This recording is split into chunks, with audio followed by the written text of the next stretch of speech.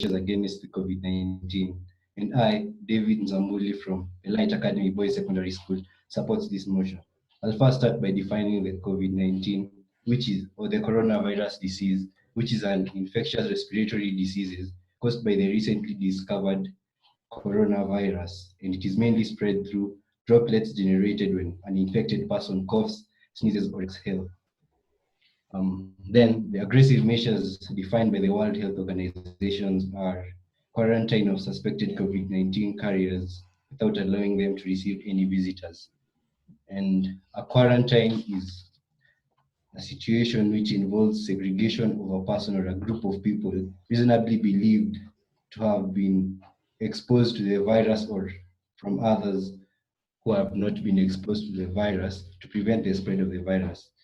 And another measure from the World Health Organization is the use of cell phone towers and social media apps to track the movements of people who are confirmed to be infected, and the complete closure of non-essential businesses. I believe these three measures will help the developing countries to combat coronavirus because the health systems in developing countries have a limited capacity to absorb the pandemic. Therefore, our strategic approach should focus on containment and prevention. And this can be achieved by using the above. And one of the importance of quarantining people is that, as you've seen in Eastleigh, an imam led to the increase in the cases of coronavirus in Eastleigh because he went ahead conducting services while he should have been either self-quarantining or in the hospital. And this has led to an increase in the number of cases. And if many people do that, the number of cases will increase. And as I've said, our hospitals cannot handle that. And I would also like to quote Eva Bafton, the executive chairman of Santander, who said that one of the critical things in this crisis we've been trying to get across is that we have to throw away the rule book. We've never seen the kind of crisis in our lives. And using this, I'd like to say that it is important that we also close non-essential businesses because non-essential businesses lead to the unnecessary interaction of people. And this can also lead to an increase in the number of infections. And as I've said again, our hospitals will not be able to handle this. Therefore, we'll be in big trouble. Thank you.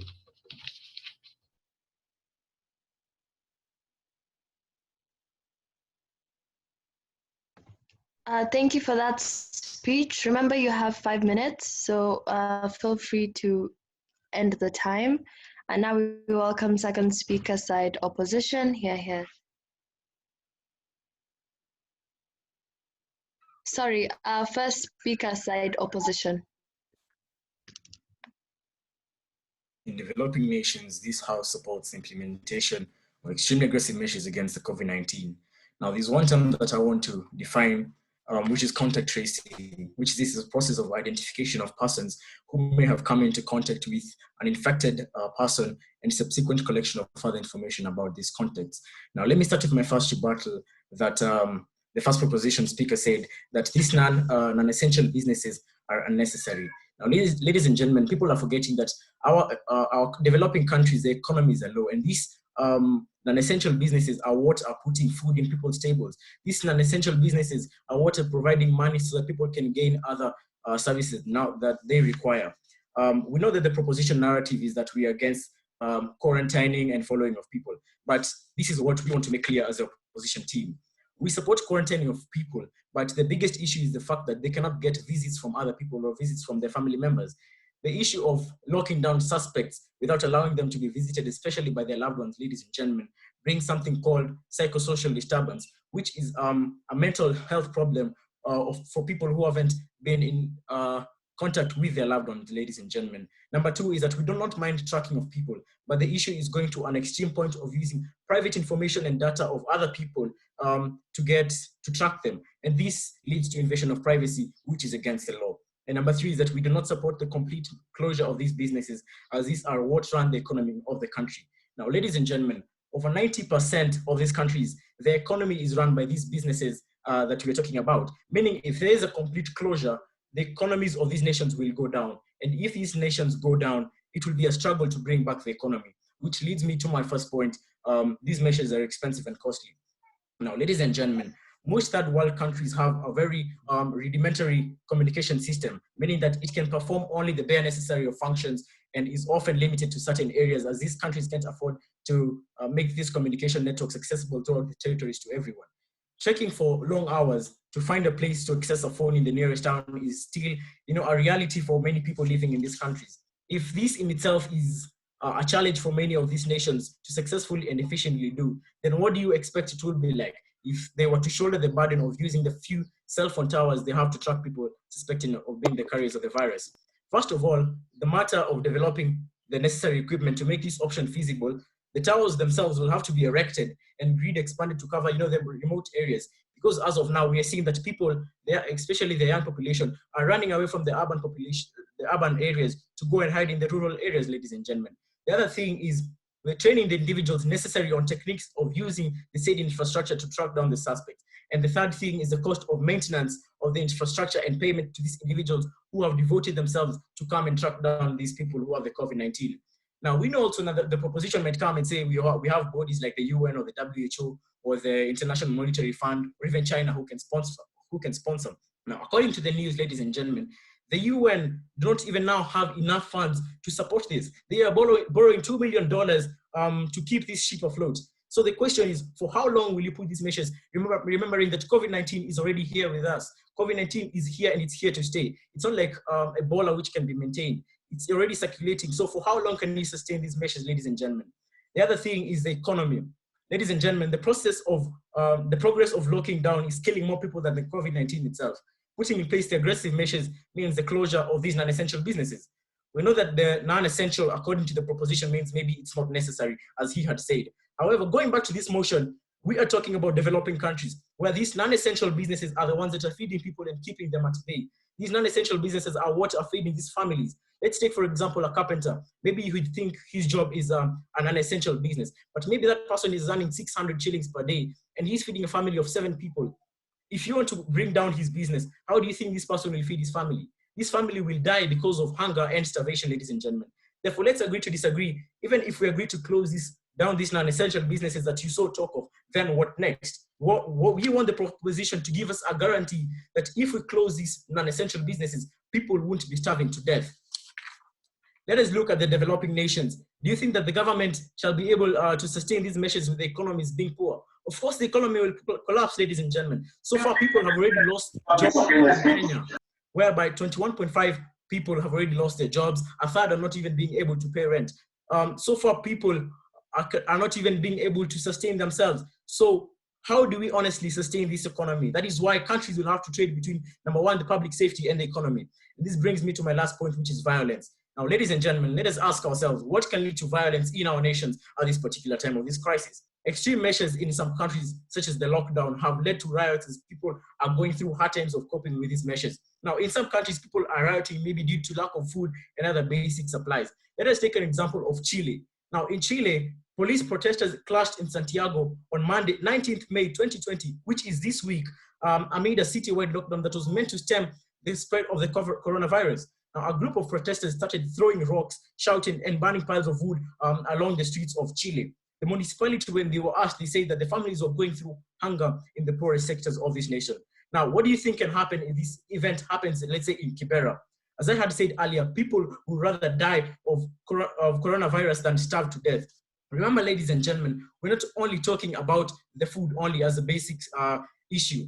There are other issues like the healthcare services. As I had said, 21.5 people have lost their jobs, and a third of the people, ladies and gentlemen, are failing to pay their rent.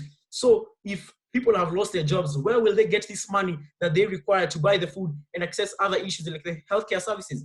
Therefore, ladies and gentlemen, what we are saying is that allowing the implementation of these extreme aggressive measures, we are doing more harm than good to ourselves. I rest my case. Thank you for that. First speaker side opposition. I'm going to request one of the other panelists to help out with the timing and just clap whenever the time is up so that the speakers can hear. For now, let's welcome the second speaker of side proposition. Here. Hi, my name is Joshua and I'm from Light Academy.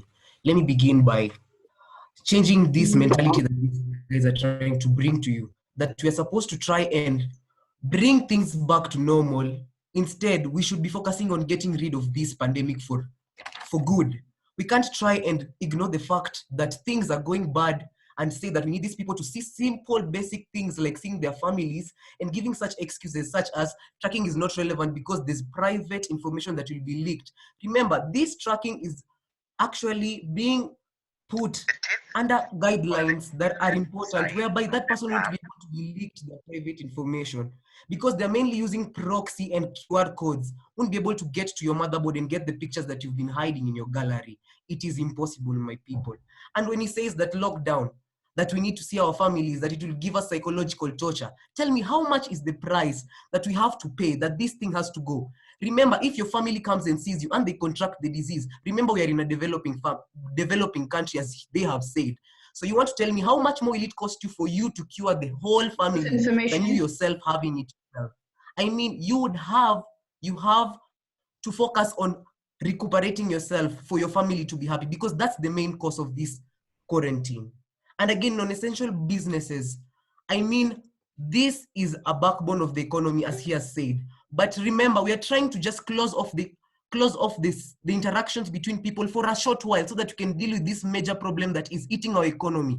These non-essential businesses can be closed for a certain time. The families that are struggling, they can be given donations from people. Let me say the Indians. The Indians, they gave the Kibra people, slum dwellers, food in volume so that they can be able to sustain themselves. Remember, the government has the emergency management fund. They can supply these management funds to these families that are on their knees begging for intervention. So I don't believe that we should all just try and return things to normal. Instead, we should focus on how to kill this cancer called COVID-19 once and for good. On to my first point. A non-essential business, according to Business Insiders, is one in which there is mostly recreational. Remember, for example, bars. In Kisumu, where I am right now, all hotels have been closed. Why do you think so? This is because it's supposed to bar the interaction between people, which is the main cause of contracting this very contagious disease. That's the main cause we are doing this. That's why we have quarantine. It is to disclose people away from the infected people so that we can have a healthier population and stop wasting money on having to intervene for these people who have been infected by reducing their number. For example, let's look states in Philadelphia, New York. I know one of you would say this is a developed country, but you can see that they have tried to close off non-essential businesses and actually using a mentality of making the essential businesses try and work harder to provide the vital services that are running the population and the economy. Such of these essential businesses are such as supermarkets, grocery markets that provide food and provide the vital basic needs that the population needs to continue running under this desperate time that we are having. So I believe that closure of non-essential businesses is a small price to pay for the greater good of this economy. If you want to see this country grow more, then we have to disclose a simple sacrifice for us to be able to, because these families can be donated, as I stated earlier. This increases harambeism, whereby people can come, people who are advantaged can give donations and help these families that are in problems. The government has the capacity to intervene because there's the government emergency fund in the constitution, which can help these people get back to a normal, decent place just for a short while until this COVID-19 is abolished. My last point, talking on tracking device, I believe that there should be implementation of tracking devices to monitor the movement of people. And I mean, support the main purpose of social distancing. The main reason why we'll be using tracking devices is to implement the purpose of social distancing, not to leak any information that is vital to the person who is using it.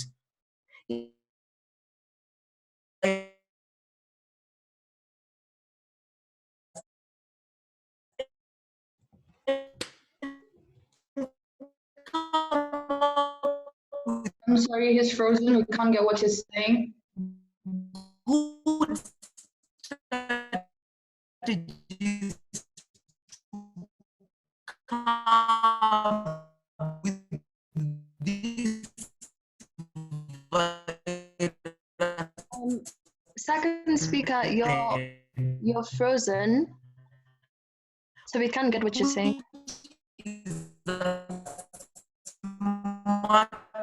way to move other than staying clueless and staying home.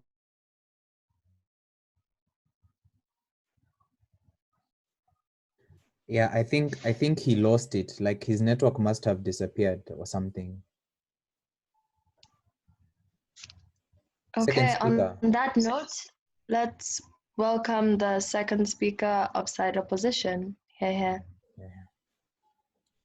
All right, thank you. So as second speaker from the opposition, I'd like to first clarify this narrative that the proposition is trying to bring. Number one, they keep on talking about how this is a small price to pay, or rather implementing extremely aggressive measures is a small price to pay, and we are ignoring basic things. So now, with my rebuttals, I want to begin by first. He talked about how people in quarantine can be donated for, like people, the example he gave, India we can have donations and open up. So my question to proposition is, how are we expecting donations if the United Nations itself just a few days ago was actually going on a plea deal and starting to borrow $2 billion just because they want to kind of flatten the curve for COVID-19? It doesn't make sense. How, or rather, where will we get donations when your own government, Kenya, for example, is at a debt of 6.3 trillion shillings, and even though we're getting funding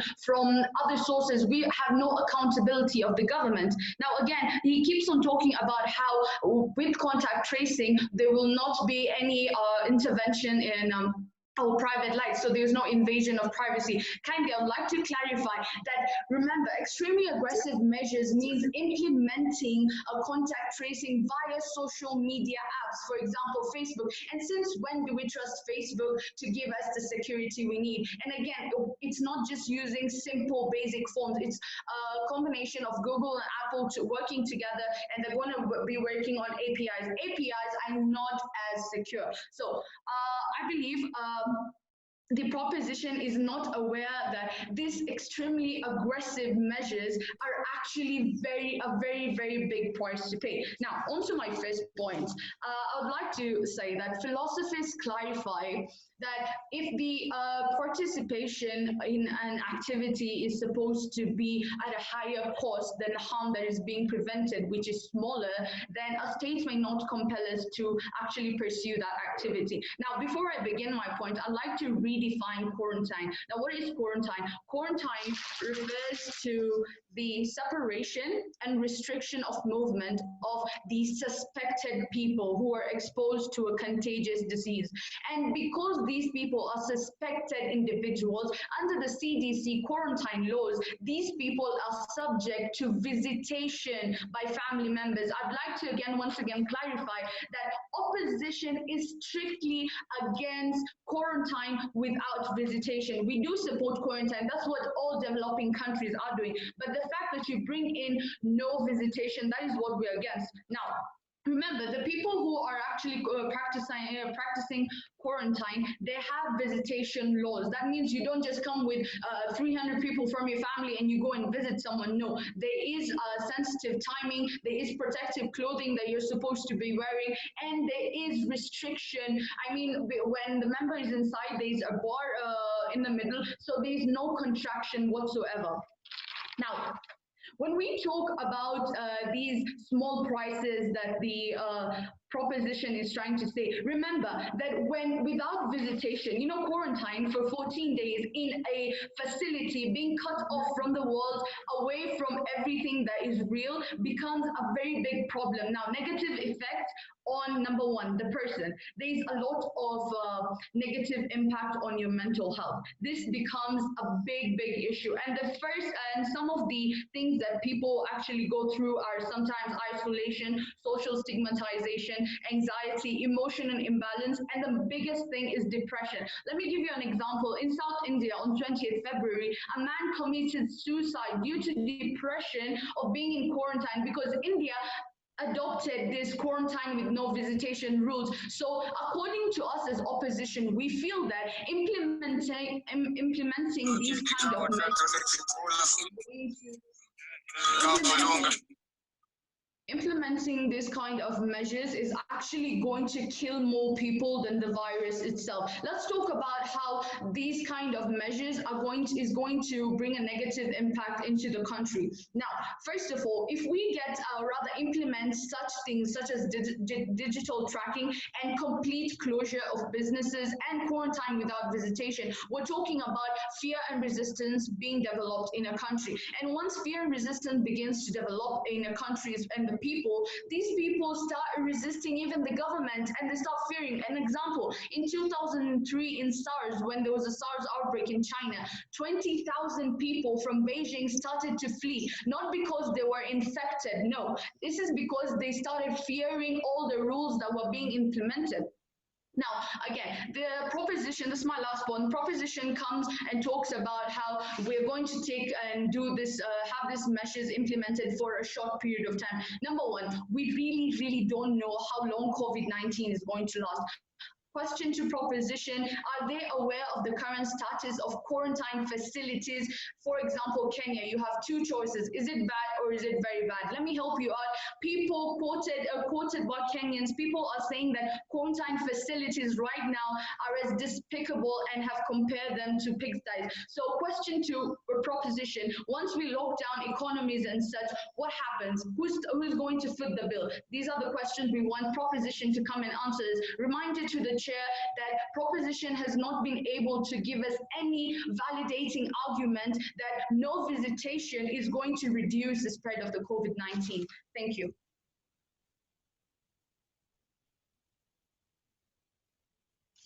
Thank you for that speech. Second speaker of opposition. Now let's welcome the third speaker of side proposition. Here.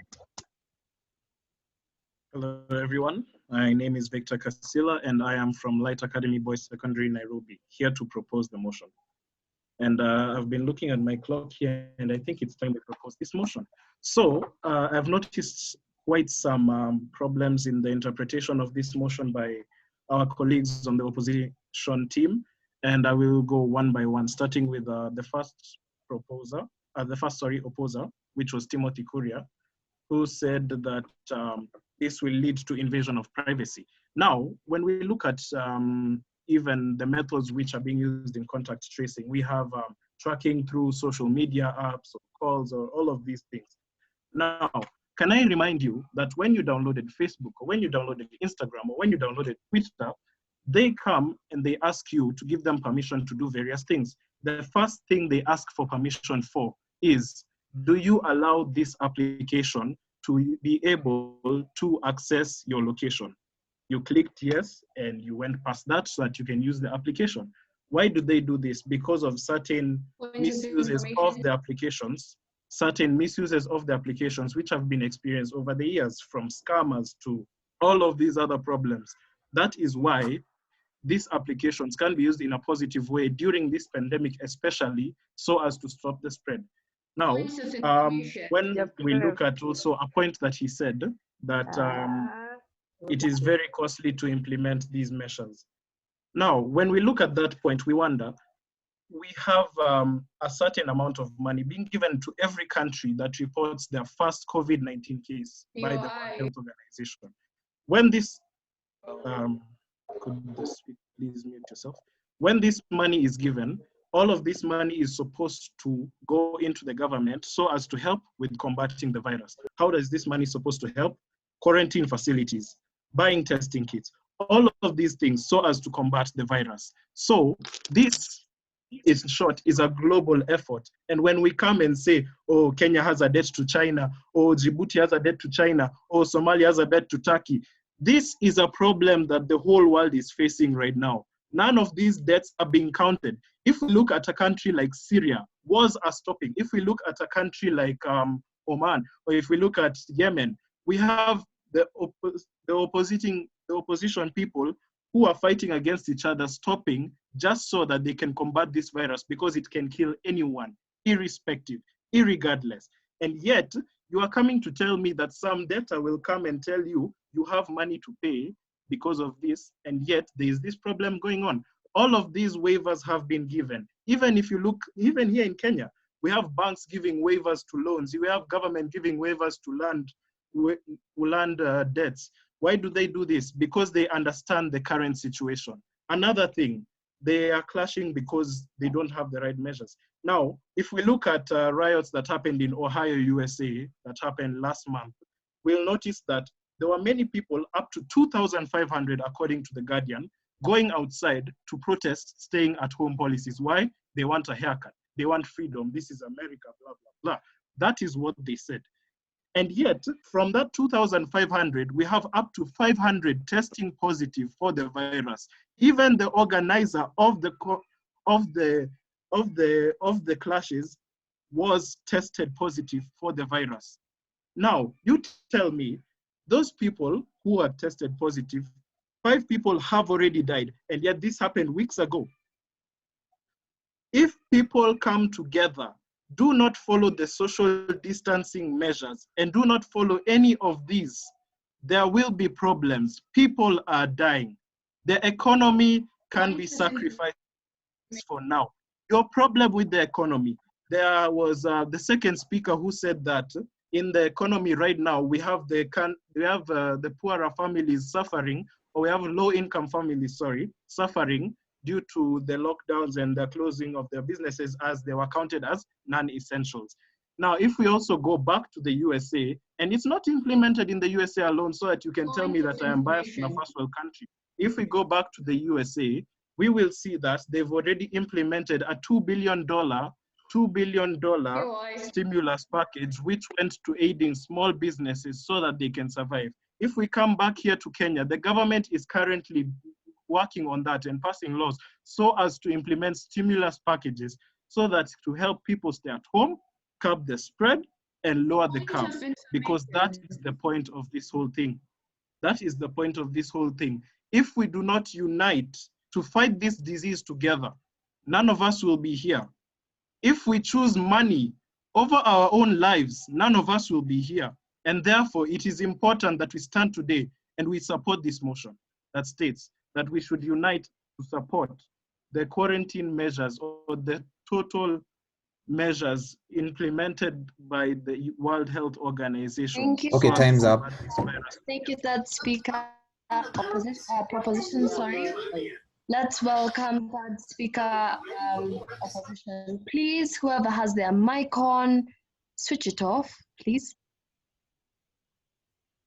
Let's have the third speaker of side opposition here.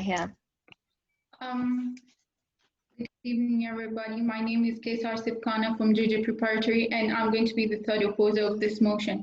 So, first of all, the proposition, the third speaker himself is saying that, oh, he's making the opposition look like we're against social distancing, but the fact is we're not against social distancing. We're actually for social distancing. What we are saying is when you talk about the families not visiting and all that, you're going to tell me that I can stay, okay, I'm suspected to have the virus, so I'm going to stay and say, oh, I have the virus so that I can stay away from the people that I love? No, but I will actually fear, like if I tell them, maybe they'll say I can't visit my family, oh this, and then you go into depression, you go into mental disturbance, you are nervous, you're anxious all the time. So, about the tracking, so like let me tell you that when you're supposed to agree to these terms and policies, you're allowed to decline because you care for your own privacy. So there's a point of declining those policies. When do we trust Facebook when there have been so many scandals in the past? So when do we trust Facebook or any social media app with our safety? What is to guarantee to us that yes, our privacy is safe, even though they use this to track us? So as to our solutions, what we are saying is we should just change our approach. We're not against anything that, yes, you should stay away this. We're just saying we should change our approach. We should not make them extremely aggressive. No, we can, it's like when you're going to be a good child, you're saying, I'm going to go and wash the dishes today. Then your mom tells you better be washing those dishes. Will you go and do it? No, it's human behavior. You will completely say, no, I'm not going to do that. So you're going to be resistant to it. But when you change your approach and you say, okay, I'm going to go wash the dish, and your mom yells, please do the dishes, you will obviously do it because now you feel like, yeah, at least she told me please. like there's a difference in approach, thus there's a better result. So the same thing with the coronavirus.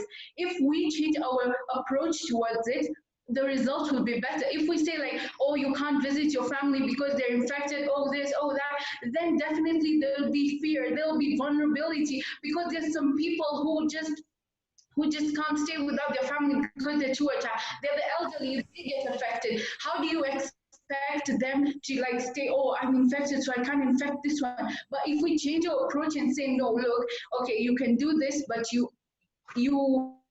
maintain the rules, like you're going to wear gloves around this person, you're going to sanitize, you're going to wear your mask around this person. So as to our solution is very simple. We are just here to enhance these extreme measures and make them less aggressive. And also we want, as you were saying, we close down these non-essential businesses which need not necessary. But if you look at 90% of the GDP is contributed by these non-essential businesses. So you're saying after this virus has ended, hopefully it's ends soon, so you're going to tell me that, okay, we've closed these businesses. How do you expect us to even economically recover? And you're expecting us, we have so many debts right now. Okay, after the virus, who is going to repay those debts if all the people have lost their jobs? And you can't even restart, because look, if you say, and violence have been brought about because of these non-essential businesses closing down.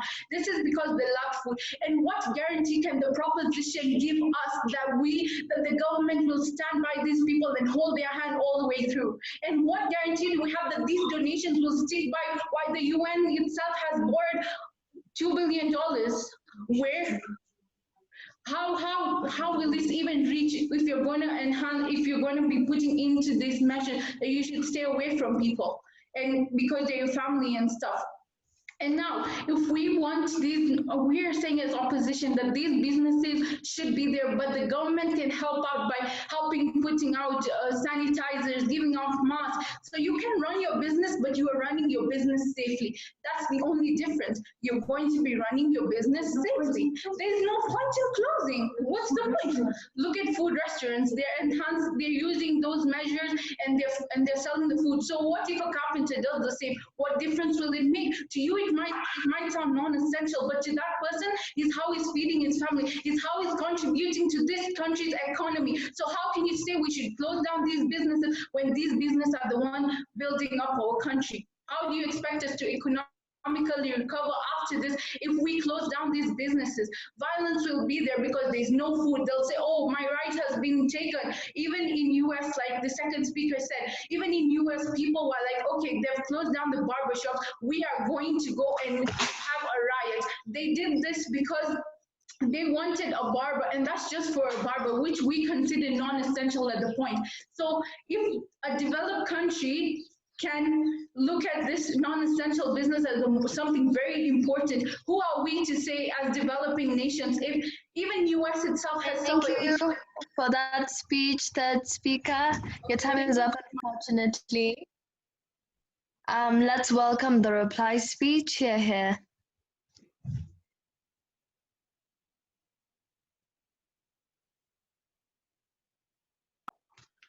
Ladies and gentlemen, as opposition, we have clearly stated out our case and rather our goal to achieve at the end of this debate. We clearly stated from the first speaker to our last speaker that in light of implementing extremely aggressive measures, we support quarantine, but we do not support quarantine without visitation. And we have given our points to back that up. We support contact tracing, but we do not support contact tracing through social media, where again, we're back to our points up by saying there's an invasion of privacy. And then we have the third speaker coming in and talking about how we are supposed to trust in it and how we're supposed to be saying, okay, we give permission for this. I mean, don't we all remember the last scandal Facebook had due to security purposes? And these are the same people we want to give out our personal info for. I mean, it doesn't make sense. Then the third thing, we do not support the complete closure of non-essential businesses.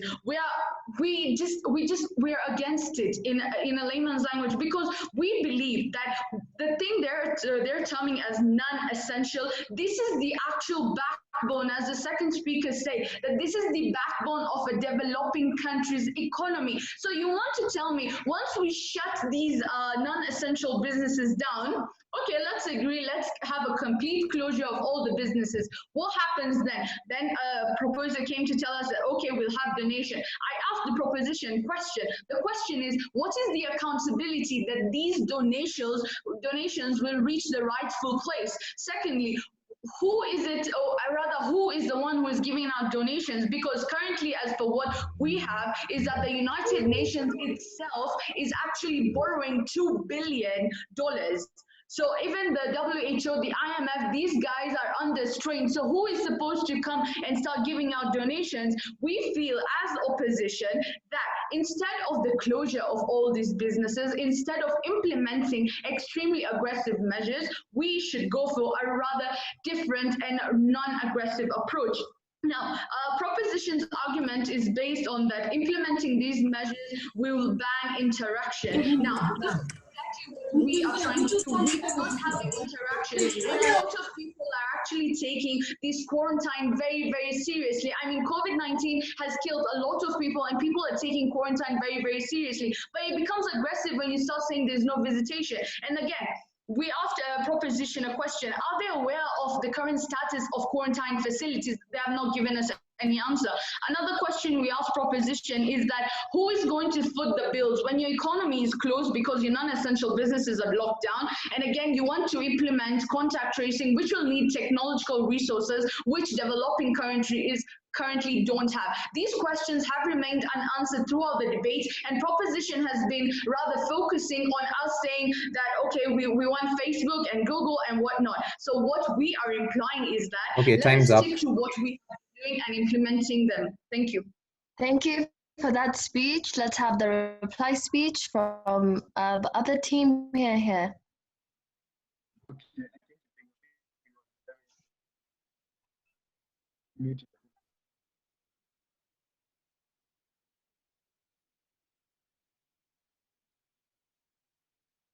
I believe the main Sorry, you're breaking. We can't hear you. in this Banis, we can't hear you.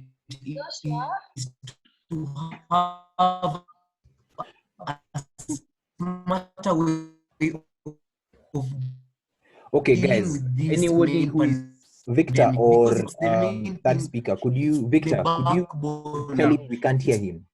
It's what we're trying to eliminate. We're not trying to put. Okay.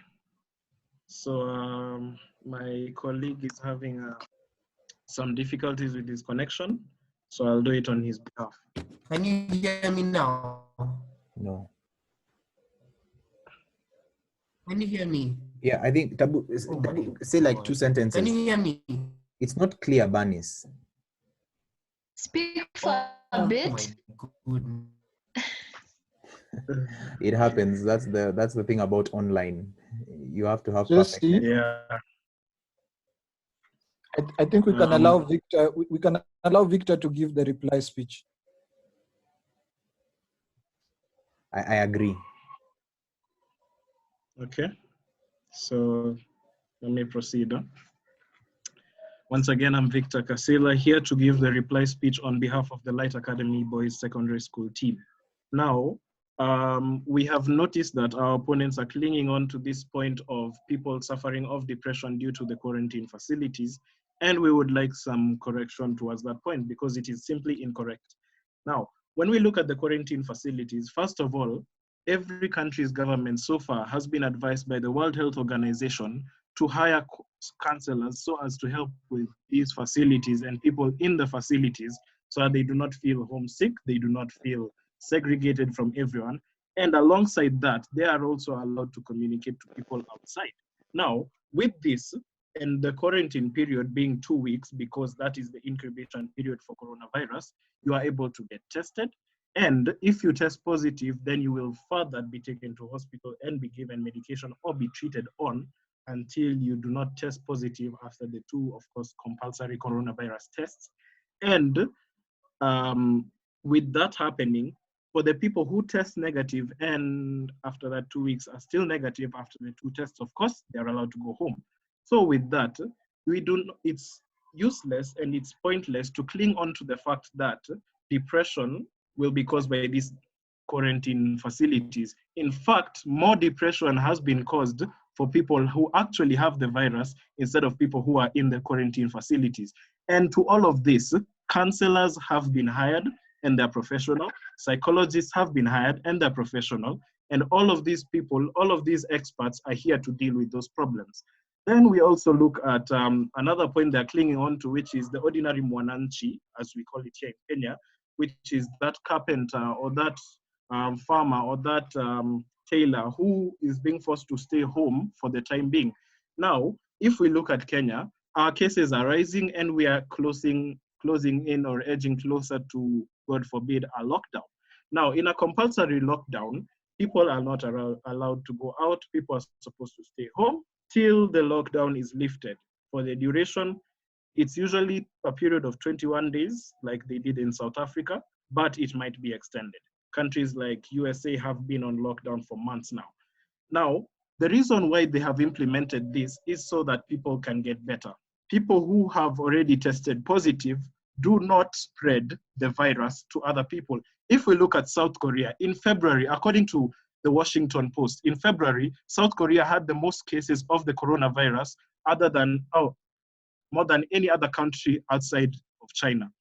And yet, if we look at their approach, they did aggressive contact tracing. Their contact tracing is what inspired the whole world. They did aggressive testing. And the same has happened in Germany, such that Germany had the second and at times the most cases, and yet you would see more deaths in France, you'd see more deaths in Italy, and you'd see more deaths in Spain.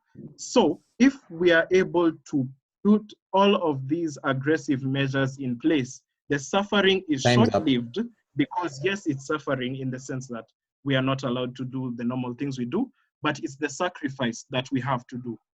Thank you so much. Thank you for that speech, Speaker of Side Proposition. Now, I think I'm going to let the judges give their feedback, starting with Mupa, then Masharia, then I'll close. But also I want to... Hi. And thank you guys for such a spirited debate. Thank you for... Please switch off your mic. I want to thank you guys for such a spirited debate. Both teams were absolutely brilliant and you gave us such good content. I want to thank you guys for that, for keeping us engaged. Yeah, so I think I'll let Mupa go first in giving her feedback whenever she's ready. Judges to switch on the videos and the audios once they're giving feedback, then followed by Masharia, and I'll summarize. Oh, and so this helps because every judge will have their own individual decision. Then, like, whoever wins is the person who maybe has more than 2 votes. Winner.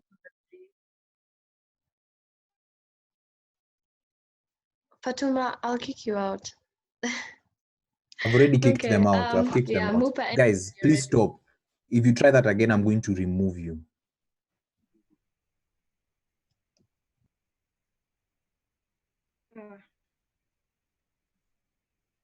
One minute. No problem.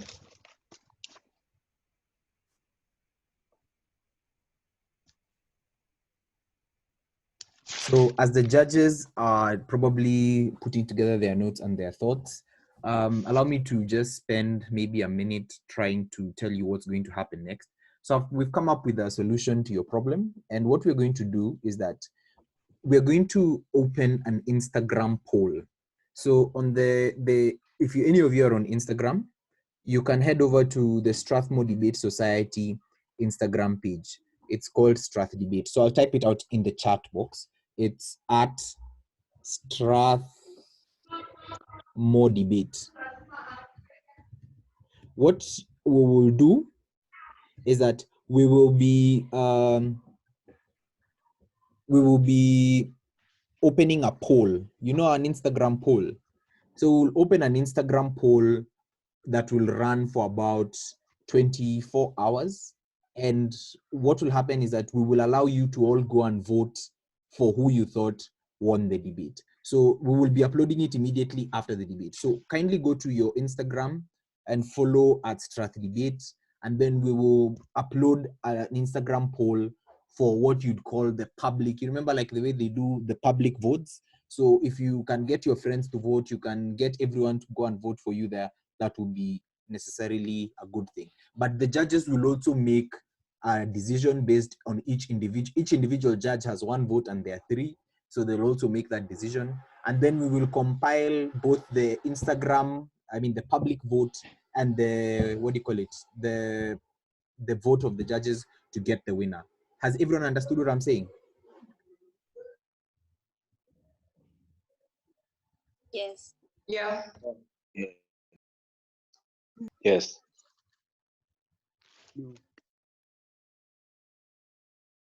Sure. Understood. Yeah, it's understood. So go to Instagram, Strathmore Debate. The poll will be there. So share it. You can go ask everyone to go vote and everything. It will make it more interesting. So the judges will give their feedback, and then after that. But before the judges, right, allow me to give like a few points of clarity.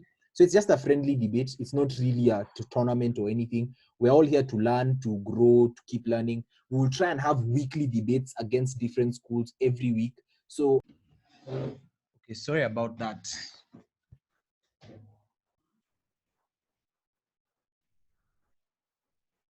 Sorry, guys, can you hear me? Sorry about that.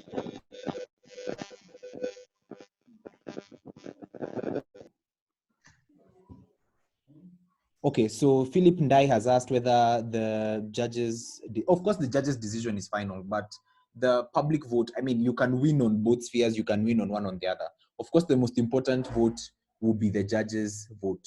I hope that answers your question. So I'll allow the judges to come. What I was trying to explain is, that each week we will have friendlies with the different schools. And the one I wanted to announce is that tomorrow we have a debate between Starehe Boys Center against Al Nur School from Botswana. So the other thing we'll be doing is pairing Kenyan schools against schools from other countries. So tomorrow we have Starehe Boys Center versus Al Nur Botswana, and it's going to be an interesting debate. We'll be sharing the links with the patrons who want to send it. You could come join and support Starch as they go up against Al Nur. So I'll now like to release the debate back to the chair. Sorry about that.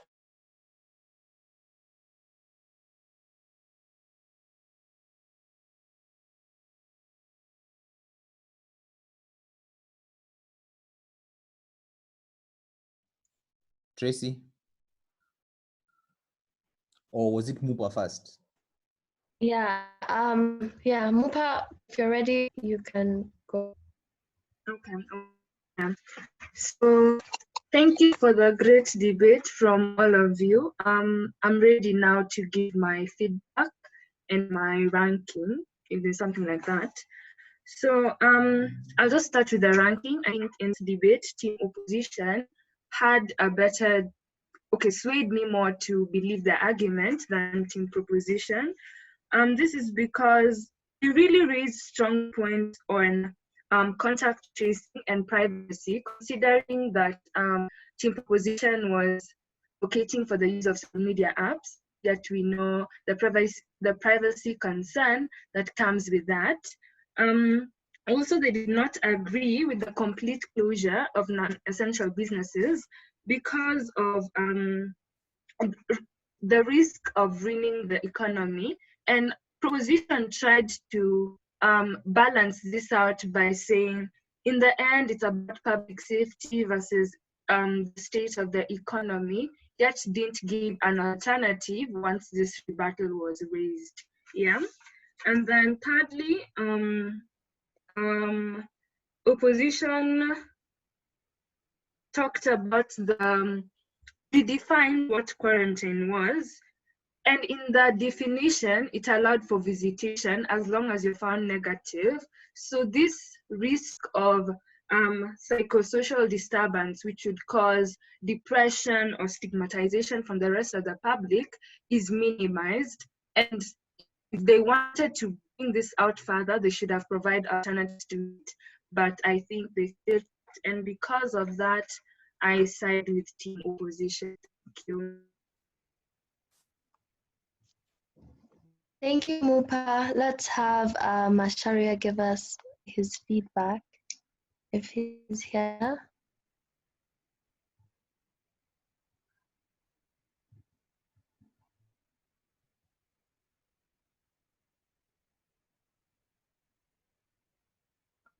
Hi everyone, can I be heard?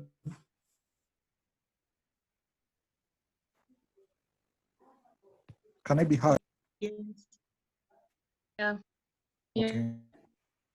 So, first of all, thank you for everyone who's tuned in for the debate. I think it's a good thing.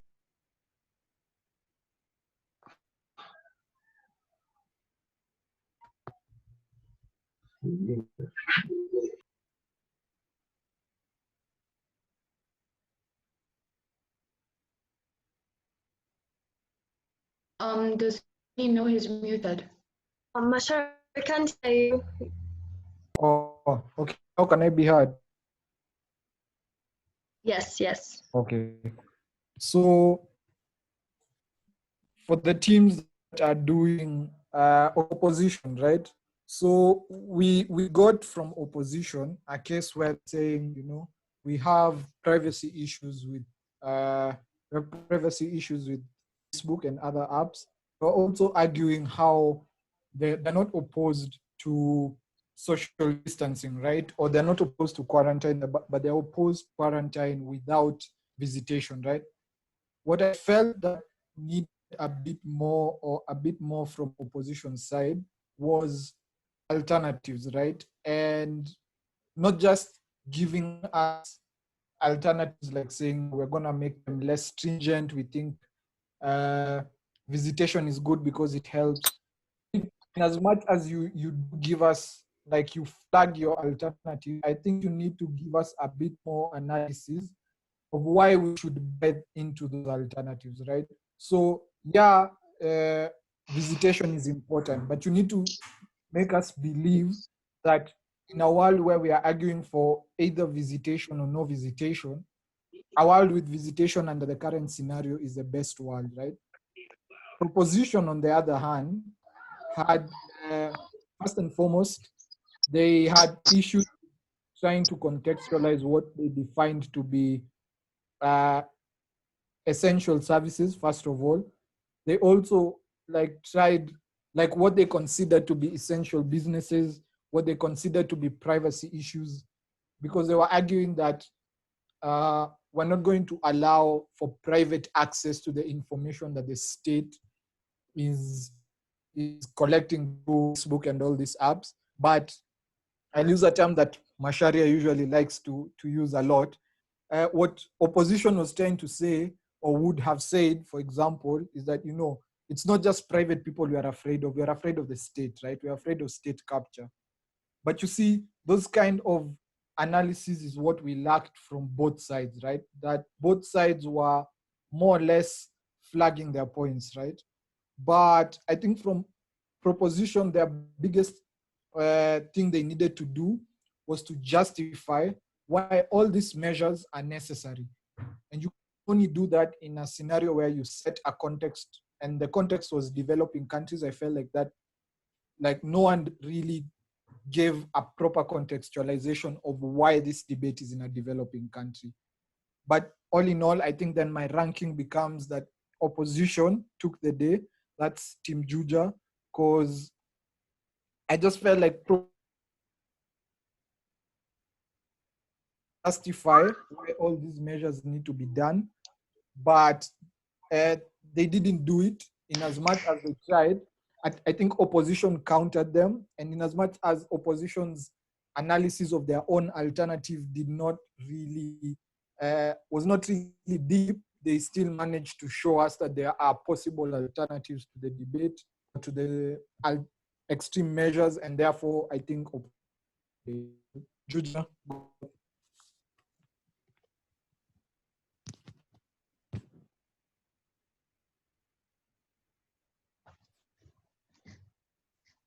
Okay, thanks, Masharia. I'm going to give my feedback and my rankings. I'll try to make it a bit comprehensive and not repeat what Masharia and Mupa have said.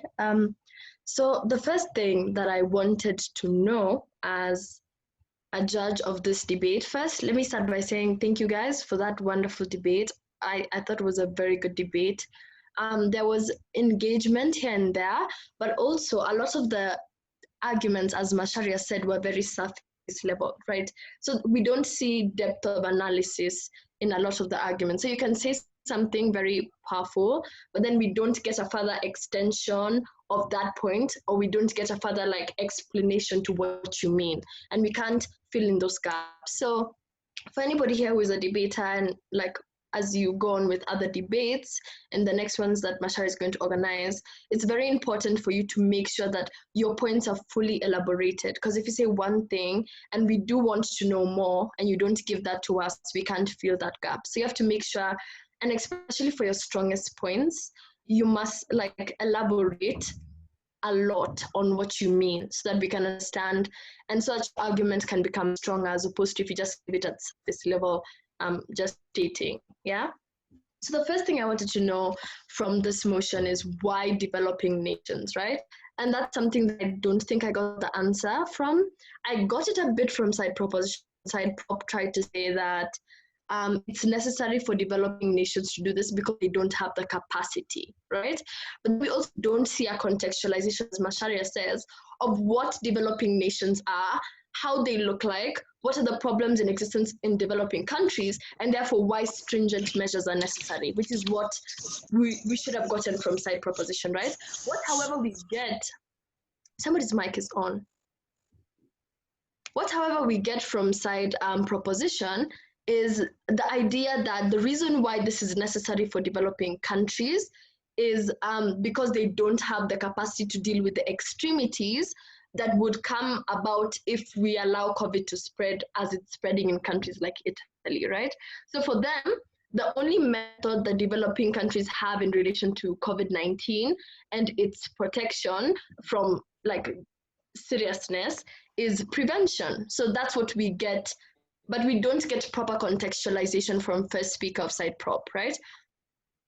However, he did try to give us that idea that definitely developing countries require prevention more than treatment because they can't even afford treatment. So kudos to first speaker, I guess.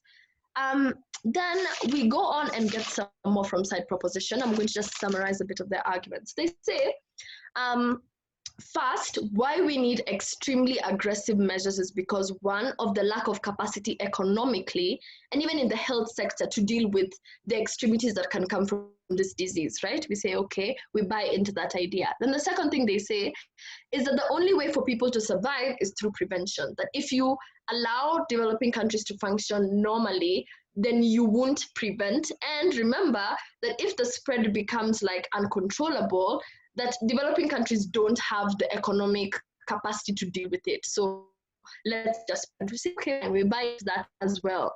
Then they go ahead and say, argue that, okay, fine, it's a short-term economic problem, but this can be solved through donations and through other international organizations contributing and chipping in, which is sufficiently rebutted by side opposition. I think second speaker side opposition tells you, well, I mean, not necessarily, because these organizations are also struggling to get finances to fund other countries, right?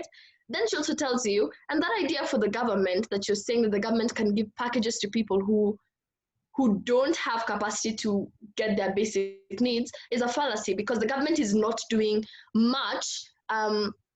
First, that the government is not a trustable body, and especially in a developing country.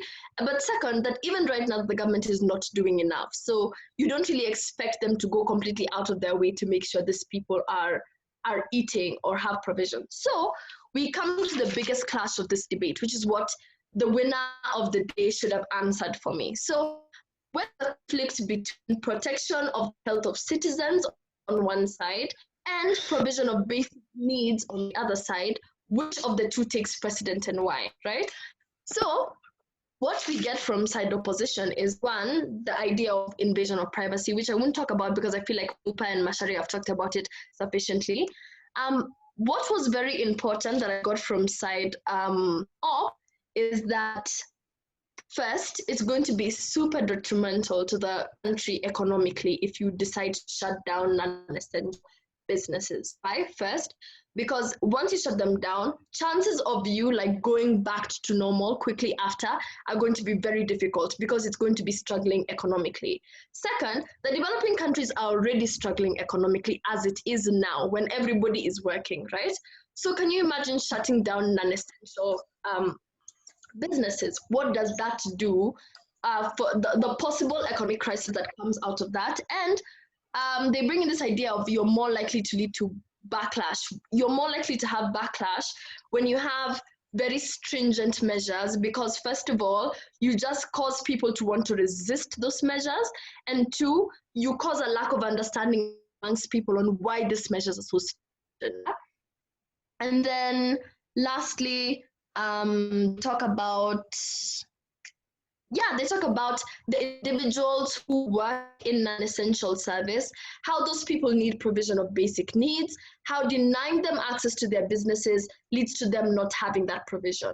So of the two, which matters more? I give it to side opposition because I bought into their idea more in terms of, though as Masharia says, we don't get an alternative from side opposition, I still buy into the idea that you can still practice social distancing, which is something that third speaker says, that social distancing can still exist without stringent measures, and that the problem of people lacking provision of basic needs in developing countries is bigger than the problem of maybe prevention, according to how it was brought out by both parties.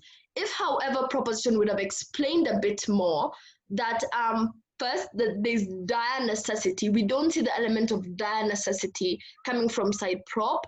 And also we don't see that this is proportional to what's going to happen, right? We don't see the proportionality of the stringent measures.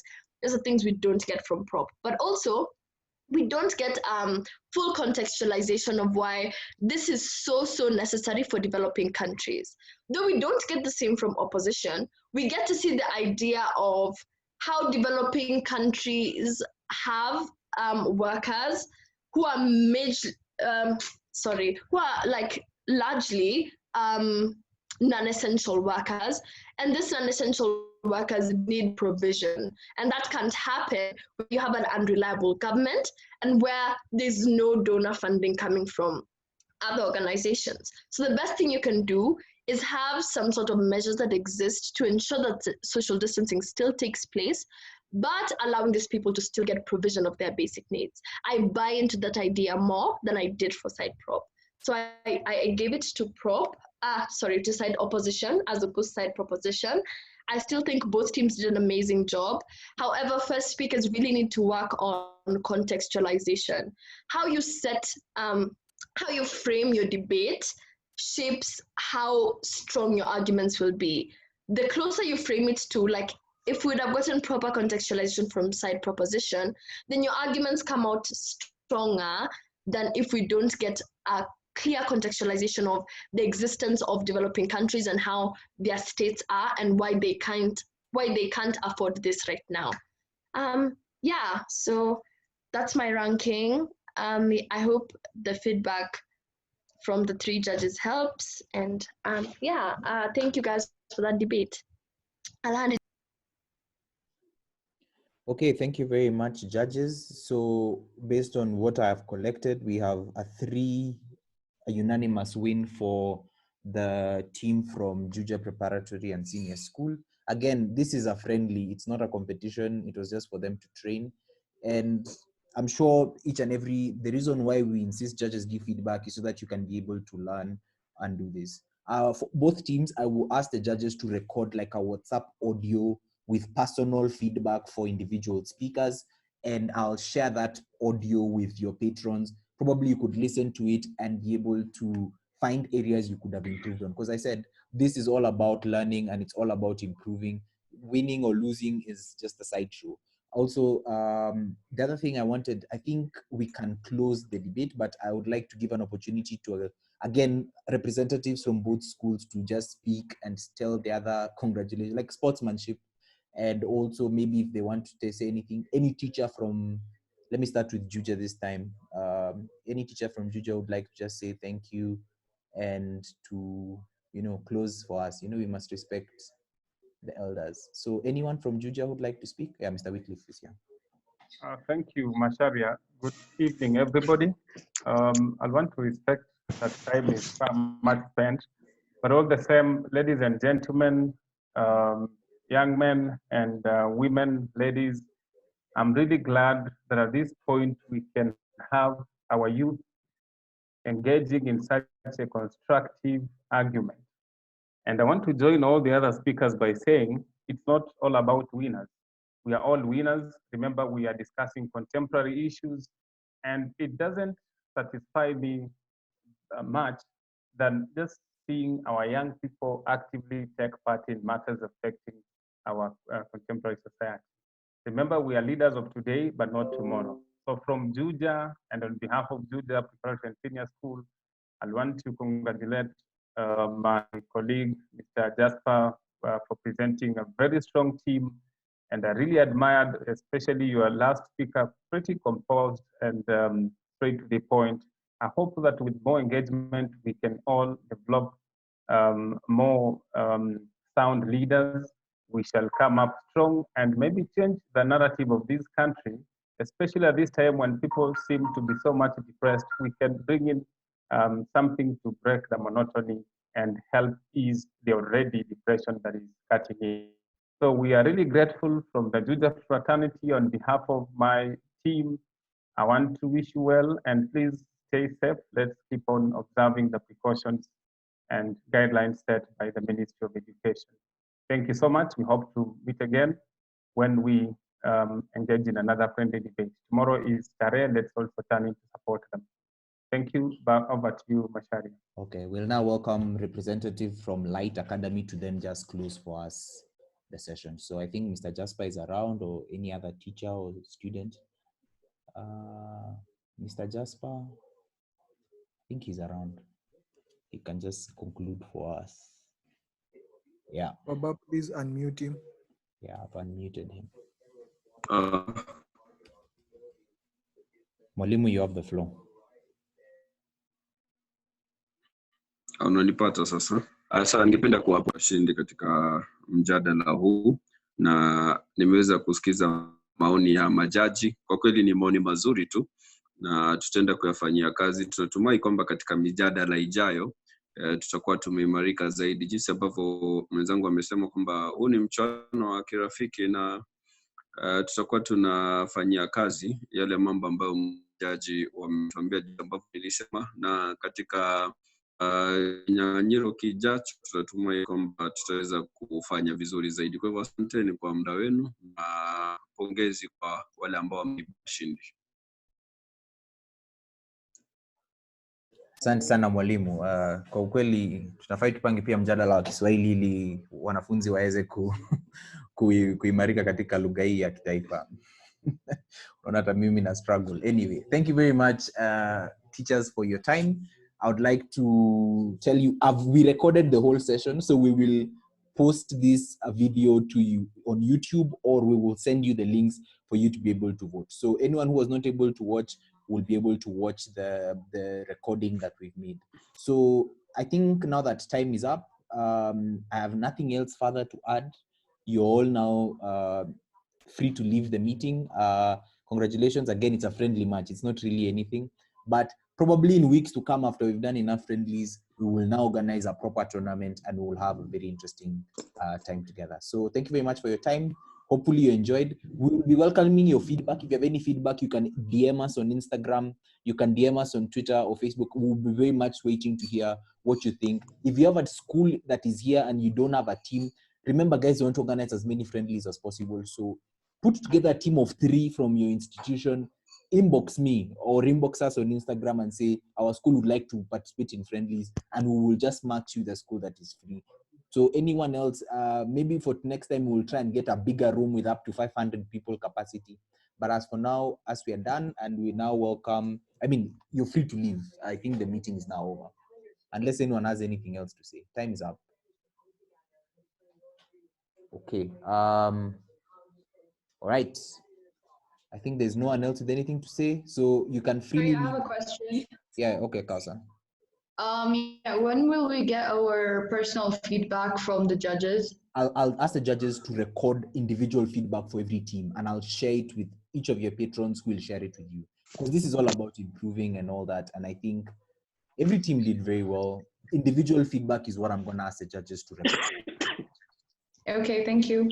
Anyone else with a question? Excuse me. Yes. Why was there no?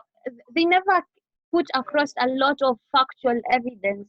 Rather, they were just arguing at one point or at an angle. At one angle, they were both basing their argument at one angle. There was no a lot of Ivy, factual. sorry. Which school are you from? Maybe you should form a team and come and debate. Maybe we will see. Oh, The debaters did well. We are not here to bash one another. We are here to see how we can improve as debaters. There was a lot of factual evidence and a lot of statistics. So I think, guys, if you feel like your team is much better or you can do well, form a team who will face with another team, and you can be able to try out what you can do. So yeah, I think, guys, don't beat anyone. Don't look down upon people. They did very well, all of them. So I'm ending the meeting now. Yes. How can you reach you? How can you reach me? Just DM us on Instagram, Strathmore Debate. Anyone else? are there any winnings? What do you mean?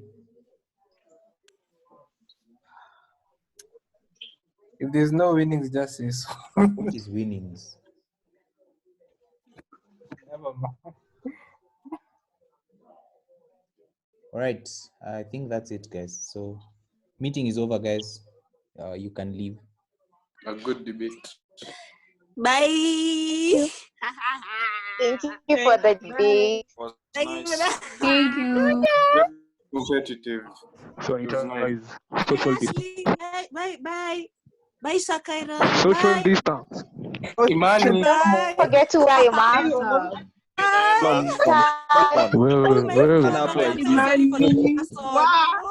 Wewe. I can't